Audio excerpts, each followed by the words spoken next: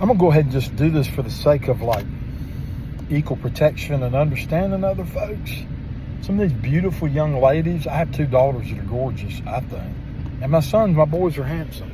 But I want them to understand how to survive, realizing now some things maybe that I didn't realize before, because I was a big old football player.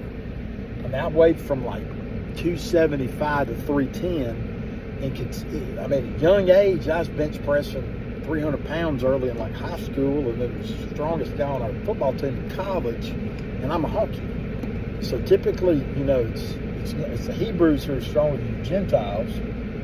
But point being, like, now I'm fit. And so I have people that are attracted to me. I've had people attracted to me for a while. And some folks say, I think it's important to understand how to maintain your dignity, even though people who do things that are so inappropriate.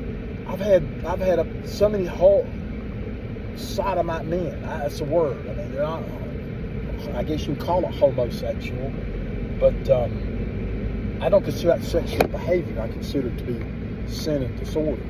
So I'm just kind of tired of being mistreated and ignored at the same time, and this presumption that, I don't know, that like men don't have discrimination or challenges. If you look big, strong, and fit, that you're not, there's no struggle for you in life, or that I had some white card or something.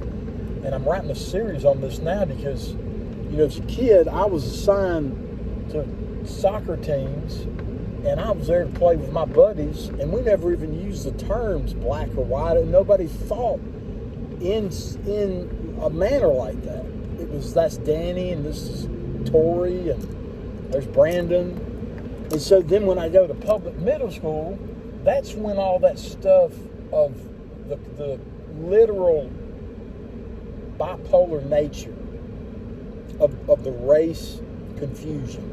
There's a confusion in it. What is a race?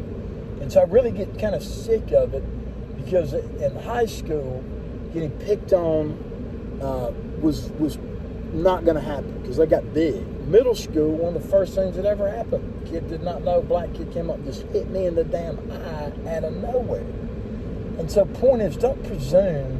And I've been thrown in jail by a black lady that another judge came in and said, I don't see why we're holding him. I mean, she made me a slave. He tried to make me his punching bag, and I tackled him and slammed him in the locker. And so people's perception of experience, it's ridiculous.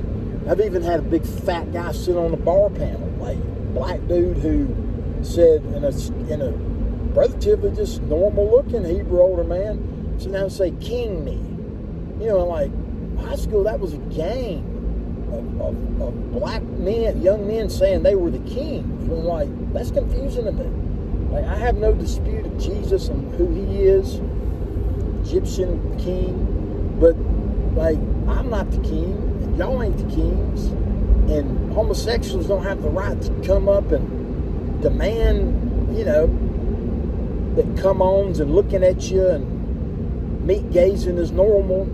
I mean, I'm just kind of getting tired of people believing things about someone else that they don't even appreciate because they lack identity and understanding of themselves. Like, I'm comfortable in being a highly functioning, low-spectrum autistic man with major chronic pain and no stomach. Dad of 5 alienated. I mean, I'm going to wake up with 1% trace of the endemic disease, at least in my psyche and my body, my soul, every single day. And I'm going to receive the Eucharist, and I hope to work towards perfection. But the point is that people who are sick rarely can even see their sickness. That's the essence of the endemic disease delusion. And so if you don't know your own identity, you're not going to be able to properly judge other people, and your sensibilities are off. You become drawn to darkness because you keep practicing darkness. It's not that it's good for you. And so guys like me that are just saying the simple good is what I want for the world, because that's what Christ wants for the world. And there's also no cruise control in my life either. I don't have a button that just makes it all easy, even though I look fit, handsome, and people act like I've got it all together because I'm known in some circles or globally. by segments of people that it must be easy, or maybe he's bitching and it's not really tough. So I don't mind the suffrage. I just can't tolerate bullshit. Don't impute your bullshit onto me. And it's okay for me to be attractive and not be homosexual. It's okay for me to weep over my children and to be passionate if people steal my property. Those are normal responses as a human being who's maintaining integrity and morality. And truth be told, it would be normal to some extent to preserve my own life and estate, to declare revolution with others if necessary, if the tyranny and suffrage gets too great of a weight by any political entity. And so it seems like such a time of lawlessness that Americans expect to be entertained. They're looking for someone to blame. They're not necessarily fulfilling what the Constitution says, and have never done that as a federalist-focused political entity. It's always been about states and about individuals practicing their faith. So don't go around assuming things about people. Everybody's own struggle is real. This morning on the phone, Zoom call, on the phone chat with my kids, my daughter Sydney was telling me the other two kids, Sarah Grace and Josiah, about her age, are at home. Judah was there with her and James. She said she wasn't feeling too well, and they'd stayed home. They weren't feeling well. She felt sick. Every day you're going to experience something that reflects endemic disease, sickness. So do not think that that's abnormal. If it's just for a moment, there's going to be a chemical marker trauma. You'll see something that will trigger some other memory, and you'll experience, because of the endemic disease impact upon the world, the idea of the first mover created this world, but then there was a taint, throwing off of the gimbal that was introduced by sin, and Jesus had to die, put death to sin, and then raise himself from the grave. Okay, these are basics of Christianity. And if you just take those broad foundational teachings and try to keep those, you'll have a better society. It was interesting to read and hear Elon Musk, I guess, by writing, say that he believed in the teachings of Jesus, and he's put out there he's a cultural Christian. That doesn't do it. You have to obey them in their entirety. And it's not a list of a whole bunch of rules. It's first just 4 main commandments, and 10 if you're practicing it spiritually. And that sounds odd, but there's some relationships you're not supposed to sit and debate the Sabbath over because you're just getting your oil changed, or talk about what is the Trinity and what would it mean to use God's name in vain because you're there to make a copy of something, or scan a document, or buy a can of soup. So in a civilized society, you have to take your core prudent minimums, jurisprudence, and that's that big 4. And every civilized society believes that. No murder, shouldn't be wanting to kill anybody, okay? Fact. Infidelity, wants your core unit of procreation, and then if it's just looked at like a baby factory. I mean, at some point you got to say, okay, the coin and the imprinting machine have to meet so that we can stamp new coins. So the underside of the imprinting machine has been removed. It does not matter how we feel about the situation. We're not going to be imprinting new coins. So you need a male and a female to procreate and recreate and sustain. And so those are just constitutional basics of why fidelity matters. And you guard the institution, not even necessarily so much the individuals, but for the sake of the sacredness of the institution. I mean, the state's given and taken up, in effect. I don't want to get too much into that, because it used to be the states would prosecute infidelity, but they did not handle divorces because they didn't handle marriages, because the priest would handle marriages, and it wasn't done in the courts. Well, today you can go up, a judge can marry you. There's nothing wrong with that. And then, of course, the judge can also divorce you. And that's because hardness of heart. But point remains, you got to keep the big 4 to be happy, according to all the Abrahamic faiths. And that's don't steal or bear false witnesses, the other 2. If you do those, you'll go from being reasonably happy to being spiritually happy. Then you can really grow in the faith. And that's when that last one, which Paul said is the most difficult, kicks in. It's covetousness. you look around and you think somebody has it a little easier, and you covet what you see in them, whether it's peace, a smile, be cautious of doing that. So many people do that. A house, vehicles. Americans are just prone for it. Do not covet. Don't presume some race is ahead or behind.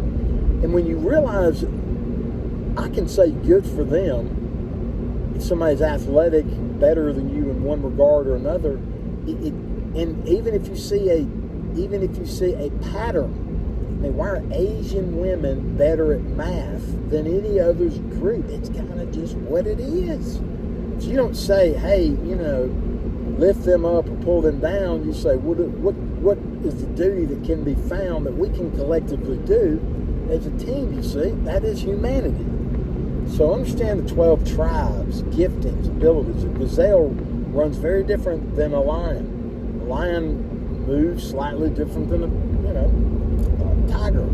Tiger moves different than a turtle. It doesn't make one any more important than the other. They're all vital to the whole system itself, that would be the animal kingdom, and this echostasis is our prayer, dispensation and atmosphere and environment that we're living in, we call earth. Okay? So peace be with you. That's why you keep the 10 Commandments, to be happy. So you don't covet other people, so you don't presume things. So you keep your body in order. So those sexual urges you have that are normal at the concupiscence level actually get ordered towards the right holes. Okay, go through the right door. Okay, does that make sense? It's not complicated. This orifice is an ear. This is an ear.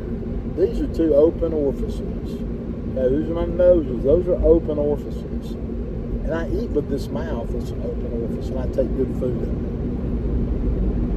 it. Those are orifices that are closed. Beyond that, could otherwise be considered any level. It's just one more, but you have one as well. So let's just be mindful of reality. Hit the right doors at the right time, planning on there being a dispensation of the divine, you see. Because those spiritual moments, if you will, it is kind of like a wrinkle. It's like a wrinkle in this fallen world of the kingdom just appearing. And that happens through life. That happens through faith. It's like a plug in a boat. You need to get tangible things in your life that are spiritual and sacred, like the Eucharist first. That plugs the boat, and you're not going to sink. Okay, and then you get things like the Rosary, and that conditions you spiritually. Okay, you're not going to get sucked into a black hole of death. So stop with that fear. No sin you've committed. God doesn't hate you. God loves you, but He hates the behaviors, and He hates that you're transforming yourself into someone less than you could have been or should be or will be if you start practicing right ways, best practices, not sin. And that's the essence. You're working one system or another. So to get with the entire program, you got to go gram by gram, work incrementally, bead by bead, Eucharist by Eucharist, verse by verse. That's what Yeshua says. And He'll meet you at the end, okay? Big king's table with a seat at the king's banquet. No one can sit in your seat. It's waiting on you. And the banquet is going to happen one day tomorrow. Forever tomorrow. One day, there's going to be a great banquet. And come hell or high water, as long as you don't sin, just keep from sinning. Remember the big ones. And live the virtues as best as you can. You're going to be there and be rewarded. Your seat's not ever going to be taken. That's the pardon. That's by grace. You get that seat by grace. But once you realize that, you want to prepare yourself for the seat. And then you want to make sure others get there and you help them the right way. Think about it. Strive to thrive. Yeshua's name. Who is